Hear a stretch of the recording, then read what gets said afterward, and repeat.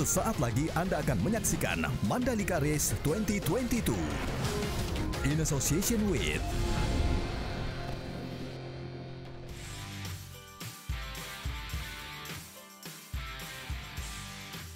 Ajang jet darat motor Grand Prix Mandalika 2022 telah digelar. Sejumlah kejutan muncul pada event bergengsi akhir pekan ini.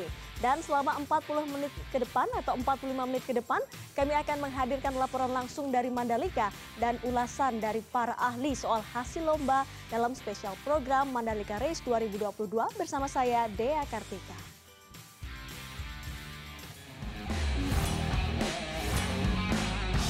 in association with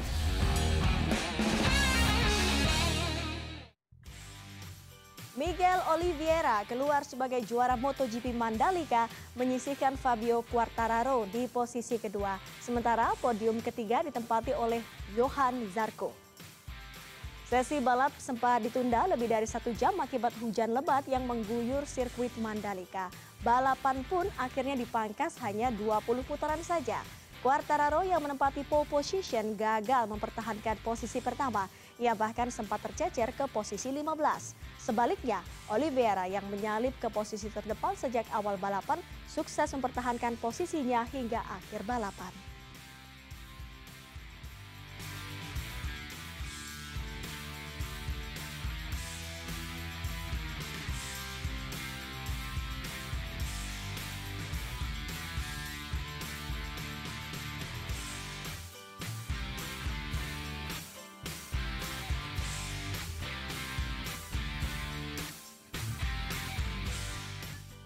Sementara rider Indonesia Mario Aji tidak mampu memanfaatkan keuntungan dari start di posisi grid depan pada kelas Moto3. Memulai lomba di urutan ketiga, Mario hanya finish di posisi ke-14. Meski begitu, catatan Mario Aji di GP Indonesia tetap terasa istimewa. Posisi Mario sudah melorot saat lomba dimulai. Mario bahkan sempat turun hingga urutan ke-19. Beruntung 4 pembalap mengalami kecelakaan di lap terakhir hingga membuat Mario menyelesaikan lomba di posisi ke-14. Bagi Mario, ini adalah catatan yang istimewa. Ia menjadi pembalap Indonesia pertama yang meraih poin di ajang balap motor Grand Prix. Sementara balapan sendiri dimenangkan oleh pembalap Italia Denis Foggia dari tim Leopard Racing. Sedangkan podium kedua diraih pembalap Spanyol Izan Guevara dan podium ketiga diraih Carlos Tatai dari tim CF Motor Racing.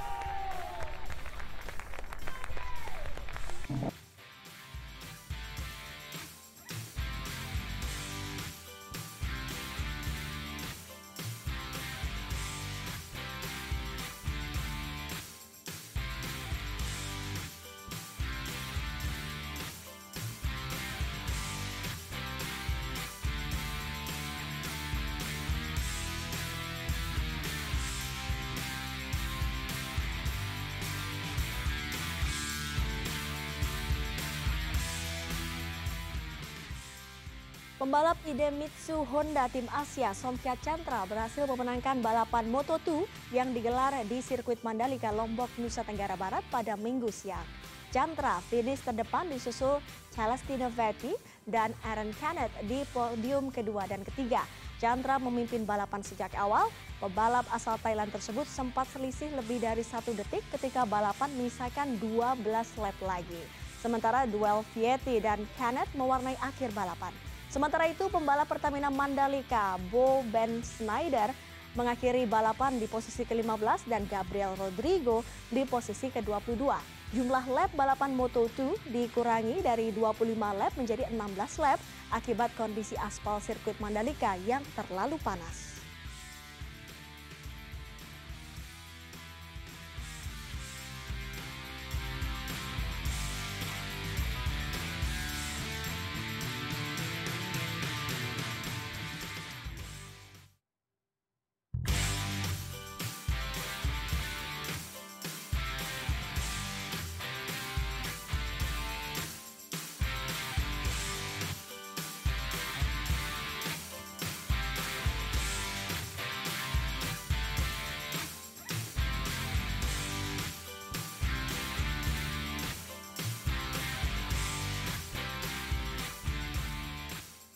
Langsung saja untuk mengetahui bagaimana situasi terbaru di sirkuit Mandalika sudah bergabung dengan kami koresponden CNN Indonesia Albi Pratama.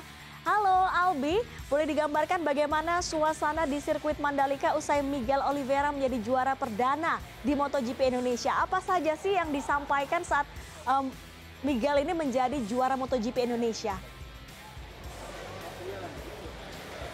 Selamat sore Dea, salam dari Mandalika International Circuit. Baru saja kita saksikan bersama gelaran MotoGP 2022 untuk seri kedua di sirkuit internasional Mandalika sudah selesai dilaksanakan. Di mana kita sudah punya pemenang di sirkuit Mandalika yaitu Miguel Oliveira asal Portugal yang membela tim KTM Red Bull Factory Racing.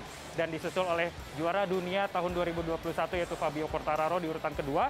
Ini agak sedikit tercecer di beberapa lap awal tetapi akhirnya bisa push kembali untuk mempertahankan sebelumnya yang memang mendapatkan pole position, tapi apa daya peringkat kedua jauh lebih baik daripada tidak mendapatkan podium sama sekali. Dan untuk peringkat ketiga sendiri ada pembalap dari Pramac Racing yaitu Johan Zarco. Tadi balapan memang berjalan cukup seru dengan 20 putaran lap.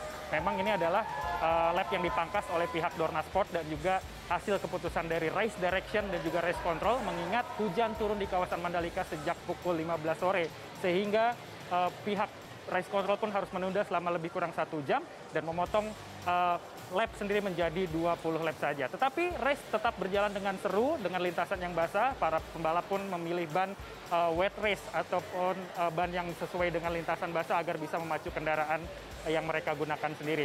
Nah, Miguel Oliveira ini sendiri Dea selain menjadi juara 1 di sirkuit internasional Mandalika juga sekaligus mencetak rekor sebagai pembalap MotoGP pertama yang menjadi pemenang di sirkuit Mandalika. Seperti yang kita tahu bahwa sirkuit Mandalika ini baru pertama kali menjadi tuan rumah ajang balap MotoGP di tahun 2022 ini. Karena di tahun 2021 lalu hanya kelas World Superbike saja yang menggelar acara di sini.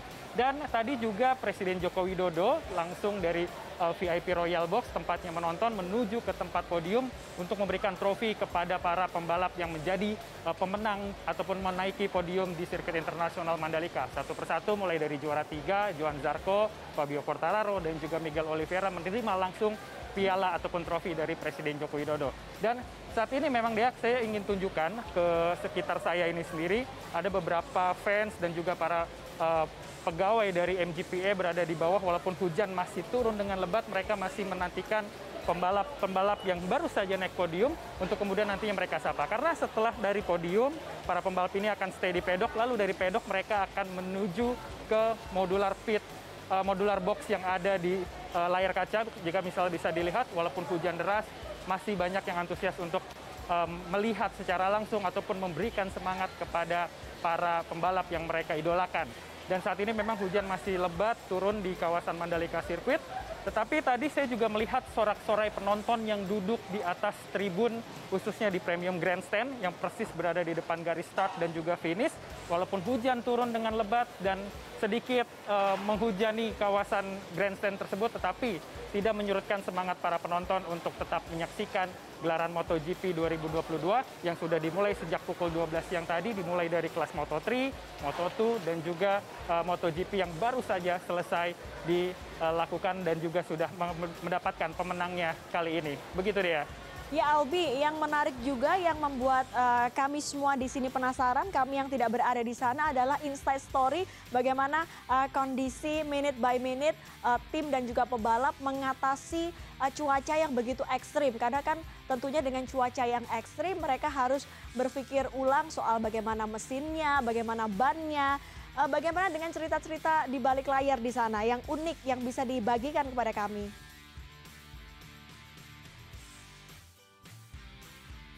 Pembalap ada yang pro dengan sirkuit Mandalika sebagai salah satu sirkuit yang indah dan juga memiliki layout dan juga karakter yang flowing, tapi juga ada yang masih mengatakan sirkuit Mandalika ini terlalu berbahaya dan masih belum sempurna untuk dijadikan sebagai tempat ajang balap. Tetapi secara keseluruhan sirkuit Mandalika memang sudah mengantongi sertifikasi SA dari FIM selaku Federasi Sepeda Motor Internasional yang sudah diterbitkan pada hari Jumat kemarin. Itu artinya sirkuit Mandalika secara karakter, lalu kelayakan, keselamatan dan keamanan sudah memenuhi standar keamanan internasional seperti itu, sehingga tidak ada lagi masalah yang diragukan. Walaupun tadi ketika saya melihat jalannya race saat hujan turun, lihat ada beberapa genangan, tapi genangan itu ada di luar racing line atau di luar garis para pemotor ataupun rider melintas, sehingga bisa dikatakan masih cukup aman karena drainasenya sendiri bekerja terus sehingga tidak ada genangan yang terlalu dalam, hanya genangan-genangan yang baru turun dari hujan sendiri seperti itu. Dan memang kita sampai saat ini masih akan terus melihat update-nya bagaimana tentang race ini bisa berjalan, dan kita akan menyaksikan MotoGP di tahun 2023 yang akan datang. Itu dia. Baik, menarik sekali ya bagaimana gelaran MotoGP ini kembali dilakukan atau digelar di Indonesia. Kita menunggu 25 tahun lamanya dan sudah selesai di 2022, tentunya di 9 tahun ke depan. Ini total ada 10 kali ya, selama 10 tahun akan ada MotoGP di Mandalika. Terima kasih Albi Pratama melaporkan langsung dari Nusa Tenggara Barat. Ya, pembalap MotoGP dari tim Repsol Honda, Marc Marquez, memutuskan absen di sesi balap GP Indonesia. Hal itu dilakukan karena juara dunia Grand Prix 8 kali ini akan memulihkan kesehatannya.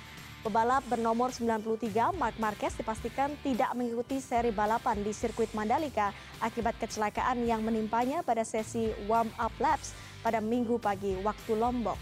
Hal tersebut membuat pebalap asal Spanyol ini harus dibawa ke medical center dan juga rumah sakit di Mataram dengan helikopter untuk menjalani pemeriksaan. Meski begitu, manajer tim Repsol Honda, Alberto Puig, di sirkuit Mandalika menyampaikan bahwa Marc Marquez dalam kondisi baik tanpa cedera serius. Hanya Marquez memutuskan tidak mengikuti balap untuk melakukan pemulihan kesehatan. Big concussion in the head, so normally this type of accidents you need some time, some hours to recover, so it would not be a very safe idea to send him on the bike. So we all decided that the best was to skip this GP and try to recover and see the evolution in the next 12 to 24 hours. Is he feeling pain, or does it affect the other injuries that he already had? No pain, but as you can imagine, he had 3 strong crashes this weekend, but this one today was massive. So it's not that he has something broken, but it's not very comfortable. And when you hit your head, you have to be more cautious than if you hit some bone. You know? Lintasan sirkuit Mandalika nampaknya kurang bersahabat ya bagi juara dunia 8 kali Marc Marquez. Bagaimana tidak, rider tim Repsol Honda itu tercatat 4 kali mengalami crash sebelum sesi balap dimulai.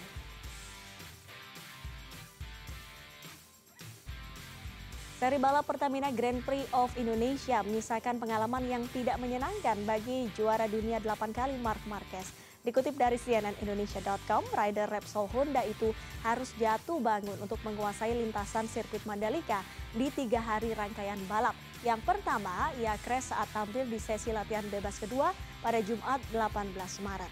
Sementara di sesi kualifikasi Sabtu kemarin, Marquez tumbang 2 kali dari motornya. Yang terbaru adalah crash yang ia alami pada sesi pemanasan pada Minggu pagi yang membuatnya harus mendapatkan perawatan dari tim medis. Marquez terlempar ke udara dari motor RC213V tunggang aja setelah mengalami high side.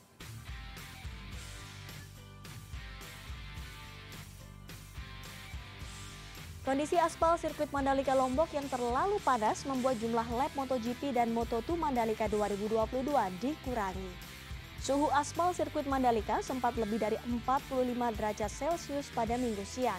Demi keselamatan pembalap karena suhu aspal yang terlalu tinggi dan bisa membahayakan balap, jumlah lap dikurangi. Durasi balap MotoGP berkurang dari 27 lap menjadi 20 lap, sedangkan Moto2 berkurang dari 25 menjadi 16 lap. MotoGP Mandalika hari ini menggelar 4 balapan, yakni kelas MotoGP, Moto2, Moto3, dan Asia Talent Cup.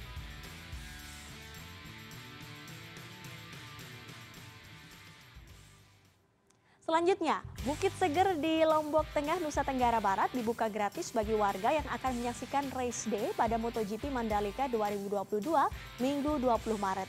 Aparat gabungan pun diterjunkan untuk menjaga keamanan dan keselamatan warga. Ya, akhirnya saya sampai di Bukit Seger, salah satu alternatif tempat untuk bisa menonton MotoGP. Dan untuk bisa naik ke atas bukit ini butuh waktu kurang lebih 5 menit. Nah, seperti apa nih suasana dan juga vibe menonton dari atas Bukit Seger? Inilah pemandangan yang sangat indah dari atas Bukit Seger. yang berada di depan tikungan 10 sirkuit Mandalika, Lombok Tengah, Nusa Tenggara Barat untuk menonton balap MotoGP. Bukan hanya warga sekitar, pengunjung dari luar pun rela datang bersama keluarga pada pagi hari demi menonton MotoGP. Sejumlah perlengkapan termasuk makanan dan kostum telah mereka siapkan. Saya kesini dengan istri, dengan anak dan adik lagi ambil gambar di depan. Tadi pagi sekali berangkat jam 5 subuh untuk menghindari macet biasa. Karena kehabisan tiket yang pertama. Dan yang kedua untuk biar view-nya lebih jelas, lebih lengkap kalau nonton lewat sini. Idolanya Rossi, Valentino Rossi, tapi kan sudah pensiun. Makanan, terus minuman seperti biasa. Ya, ini dari dulu udah disiapin, tapi Rossinya udah pensiun ya. Kita dukung yang pemain yang sekarang aja. Puluhan aparat gabungan Polri dan TNI juga diterjunkan untuk menjaga keamanan serta menjamin keselamatan warga yang menonton MotoGP.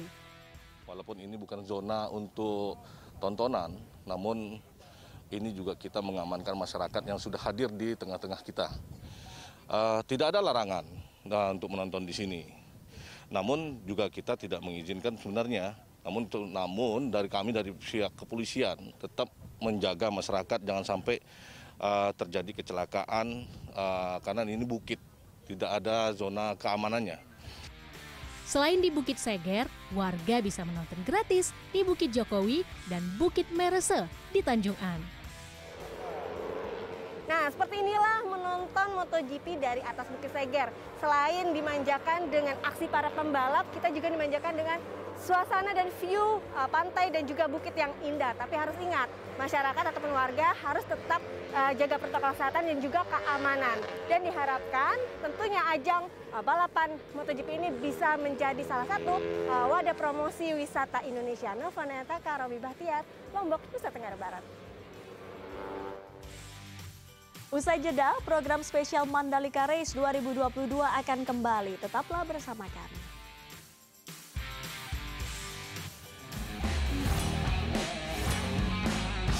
In association with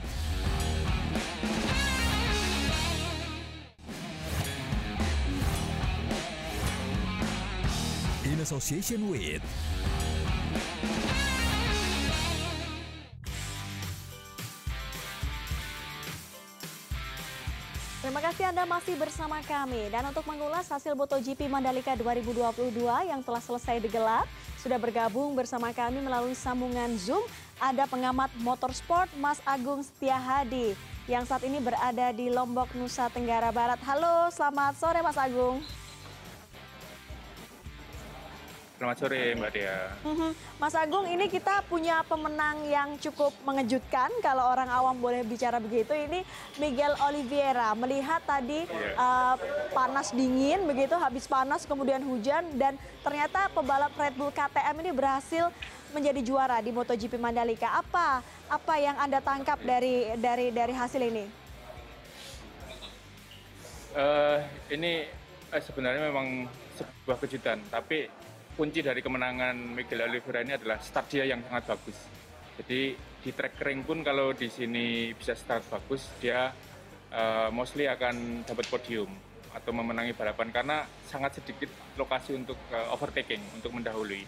Apalagi di track yang basah, yang dimana para pembalap yang ada di depan atau paling depan itu akan memiliki vision atau jarak pandang yang bagus. Karena kalau di belakang dia akan tertutupin oleh cipratan dari motor-motor di depannya.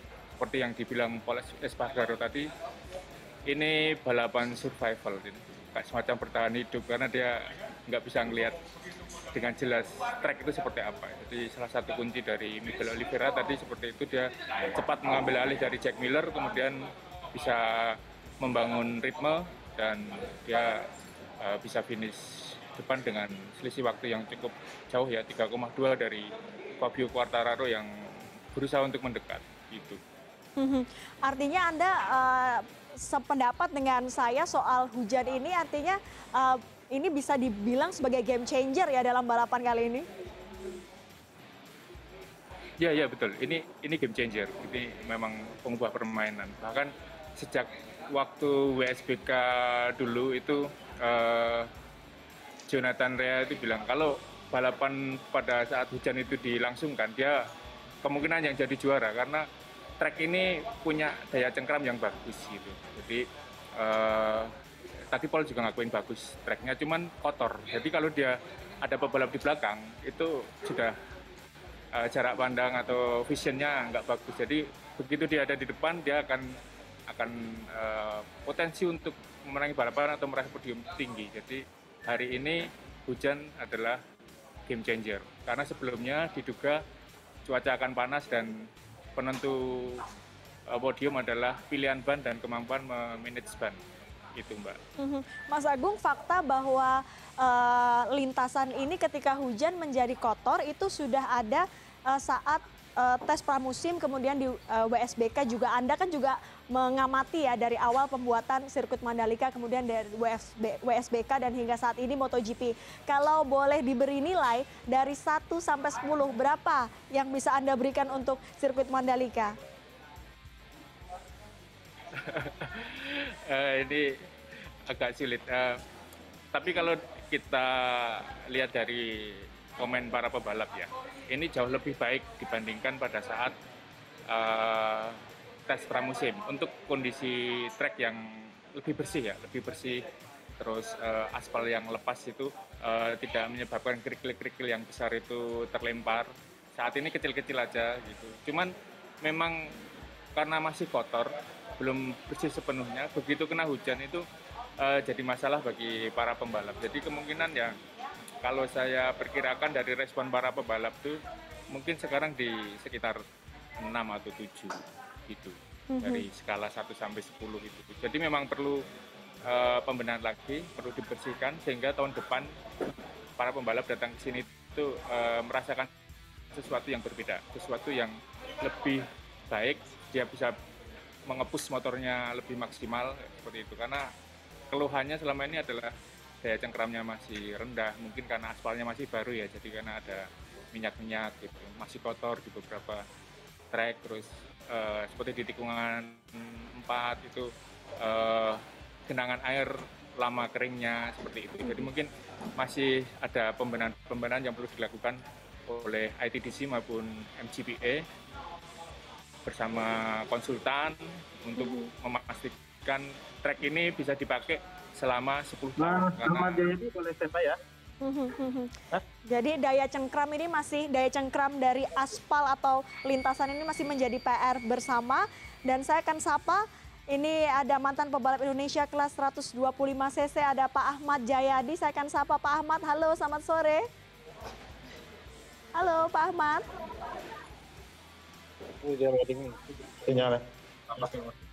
Baik, halo Pak Ahmad, apakah bisa jelas dengan suara saya dari studio?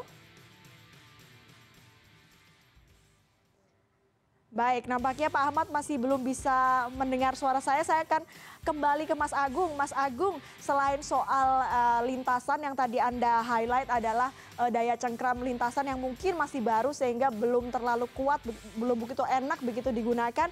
Ini juga bicara soal teknologi mesin yang digunakan. Dari pantauan Anda, bagaimana perkembangan yang dilakukan oleh perusahaan pabrikan maupun satelit di situ, tim pabrikan maupun satelit, seperti apa di 2022 ini?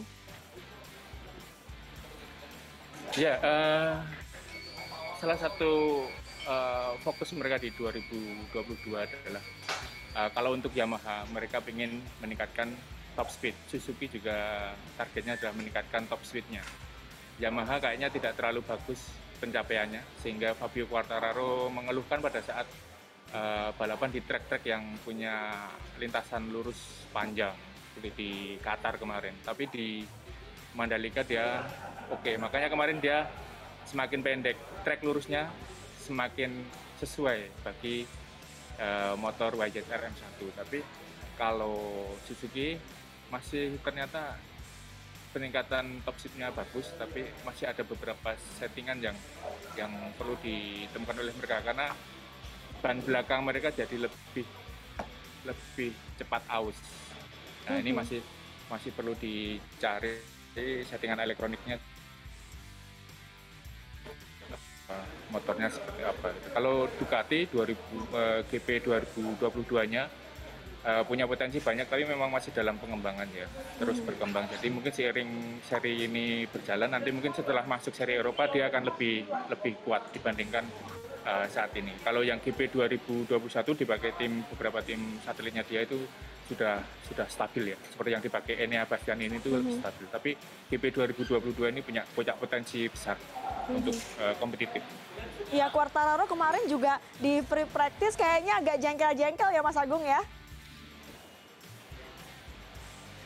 Ya, di practice 1 dia mengaku salah settingan motor dan pilihan bannya. Tapi kemudian di FP2 dia bouncing ya, dia melenting gitu. Tiba-tiba menjadi pembalap tercepat, kemudian konsisten mulai sampai di sesi pemanasan tadi juga tercepat. Pace-nya dia sebenarnya pada FP4 itu sangat tinggi. Dia pace-nya di 1 menit 32,4,5 dan stabil dari lap 1 sampai lap 10 karena dia pakai long lap waktu. Mas Agung, kita sekarang bahas soal Mario Aji. Mario Aji kemarin benar-benar membuat kejutan ya, di kualifikasi bisa finish di nomor 3 begitu, tapi di race day melorot jauh, meskipun dapat poin tapi melorot jauh. Apa yang Anda lihat dari fakta tadi? Ya, Mario Aji, waktu dia masih di CEV itu, waktu itu masih kecil ya, masih unyu-unyu, usia 15 tahun, sekarang sudah jadi pembalap kelas Grand Prix ya. Dia kemajuannya sangat pesat dan karakter balap dia adalah di hard braking, di pengereman yang terlambat, kemudian menikung cepat gitu. Nah, satu lagi adalah dia sangat bagus pada saat trek itu cenderung basah.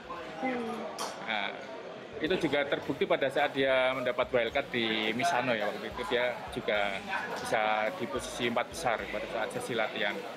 Kemarin dia membuat kejutan juga pada saat kualifikasi 1, dia bisa lolos kualifikasi 2 dan bahkan mendapat front row, start di posisi 3, itu luar biasa. Tapi kemudian di balapan karena balapannya trek kering ya, dia memang jadi punya kendala di situ. Jadi, karena pembalap lain jadi lebih cepat gitu. Iya, jadi harus treknya agak basah gitu ya. Mas Agung, sebenarnya saya pengen ngobrol lebih jauh lagi, tapi ini ada keterbatasan durasi. Tentunya ada banyak hal yang ingin kami tanyakan kepada Mas Agung yang memantau langsung mulai dari WSBK sampai MotoGP. Ini menarik, kita akan bahas lain waktu. Terima kasih Mas Agung Setiahadi, pengamat motorsport yang sudah bergabung bersama kami pada sore hari ini. Terima kasih. Terima kasih. Ya, usai jeda, program spesial Mandalika Race 2022 akan kembali. Tetaplah bersama kami.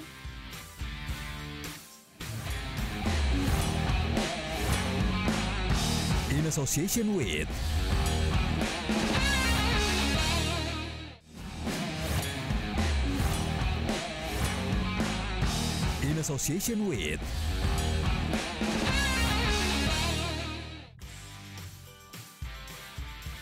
Presiden Joko Widodo tiba di sirkuit Mandalika dan menonton dari Royal Box VIP. Presiden juga memberikan trofi kepada pemenang dan bumbu khas Indonesia kepada semua pembalap sebagai cenderamata.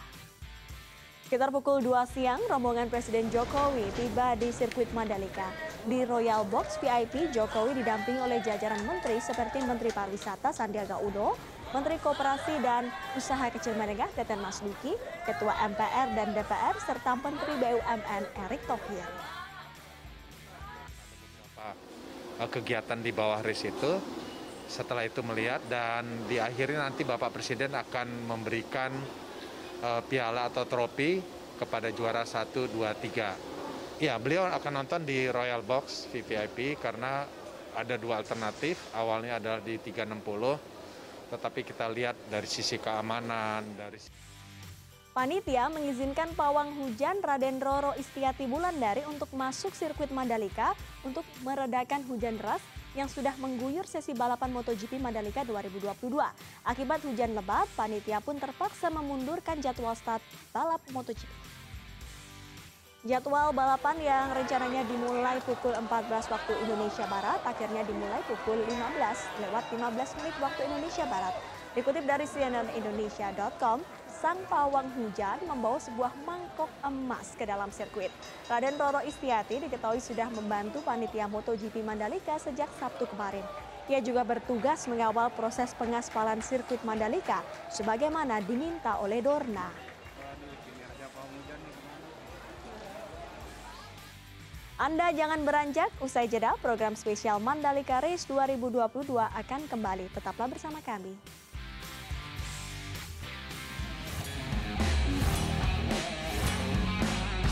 In association with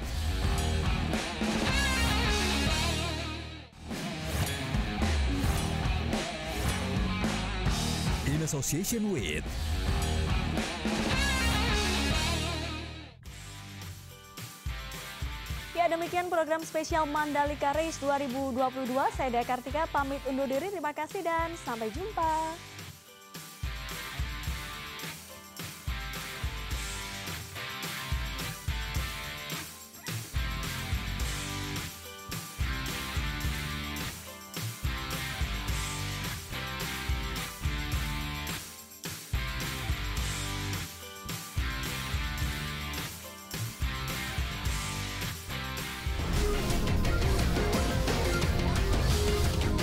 Terima kasih Anda telah menyaksikan Mandalika Race 2022 in association with